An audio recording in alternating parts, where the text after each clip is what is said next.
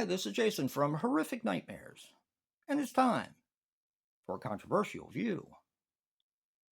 Today we're going to be talking about Crash. Crash is from David Cronenberg, and my history with this film is I rented this being a quote unquote Cronenberg fan. Um, I rented this when it came out years ago and remembered more of this movie than I thought I would. This was always supposed to be on the list for controversial view ever since we started it, and we're just getting around to it now. Now, of course, Joe and I watched the NC-17 version rather than the rated R version. I don't think I've ever seen the rated R version. I should probably go back and watch it sometime, but all I've ever seen is the NC-17 version, and let me tell you something. This movie it's a wild ride. Um, yeah. So, just getting into a little bit of what the movie's about. I don't like to do that too much, but it kind of makes a difference in this since it's a controversial view. This is about sexual arousal and car crashes, more or less. That's kind of the meat and potatoes of it.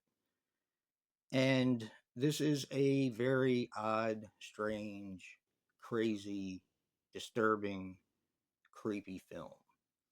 Now, the controversy, of course, is the subject matter. But not only that, when this movie was in Cannes, Francis Ford Coppola was one of the judges in the Cannes Film Festival. And he had so much distaste for this film that he actually gave David Cronenberg an award for most original, along with a lot of people who were also judges, just so he wouldn't have to look at the film and just to get it out of his face. And he didn't even present it, the award to David Cronenberg because he hated the film so much. And it's not the fact that it's a bad movie, it's the fact that it's a very disturbing movie. And just when you think it won't go any further, it does. And then it does again. And then it keeps going. And that was one of the things I remember most about my watch with this movie for the first time.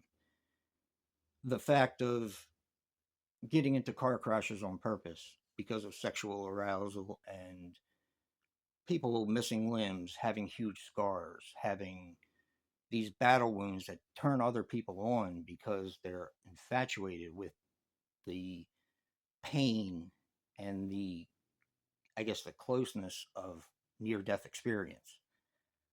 It's a very interesting film. It's a very well made film.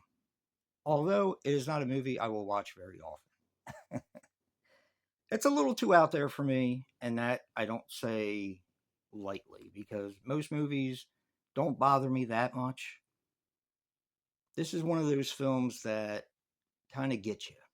Um, at least it does me. It's very in your face and very disturbing. I've come to find myself.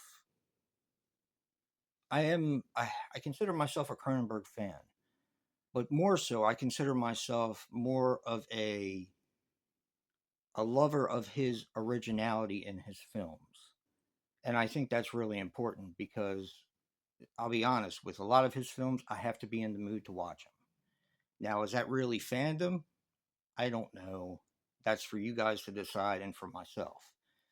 But I do like his films. I just have to be in a certain frame of mind in order to take one of these movies on. Now, as it stands right now, I am fresh off of this watch and I am disturbed. And this movie has stayed with me. So it is definitely achieved what it was set out to do, um, to make me think and to disturb me beyond belief. I cannot recommend this movie because there are a lot of people that are going to be triggered. I've been in a car accident, and I think most people have it one time or another, even if it's a small fender bender. Um, and I know it's going to trigger a lot of people. So this is a warning to go into this movie knowing what you're getting into. This is very graphic. It's very disturbing. So that's why I'm not going to recommend it. But like Joe says, we watch him, so you don't have to. And speaking of Joe, don't forget to check out his controversial view for Crash.